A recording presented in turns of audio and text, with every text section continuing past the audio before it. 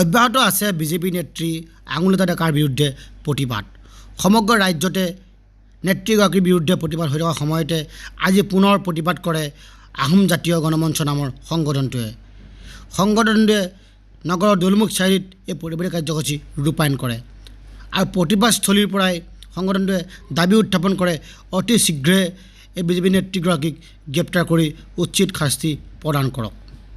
29 July তাৰিখে BJP নেত্ৰী আঙুলিতা ডেকাই কংগ্ৰেছৰ বিৰুদ্ধে এক বৃহৎ প্ৰতিবাদ সাব্যস্ত কৰিছিল আৰু এই প্ৰতিবাদৰ মাজতেই আহোম জনগোষ্ঠীয় লোকসকলক অপমান কৰা এক শ্লোগান শুনিবলৈ পোৱা গৈছিল, যাৰ বাবে আজি আহোম জাতীয় গণমঞ্চই শিৱসাগৰ নগৰৰ দলমুখ চাৰিআলিত এই প্ৰতিবাদী কাৰ্যসূচী ৰূপায়ণ কৰে আৰু এই প্ৰতিবাদস্থলীৰ পৰাই সংগঠনটোৱে দাবী উত্থাপন কৰে ৰাজ্য চৰকাৰে অতি শীঘ্ৰে এই নেত্ৰীগৰাকীক গ্ৰেপ্তাৰ কৰক, অন্যথা কিন্তু জংগী আন্দোলন কৰা হুংকাৰ প্ৰদান কৰে সংগঠনটোৱে।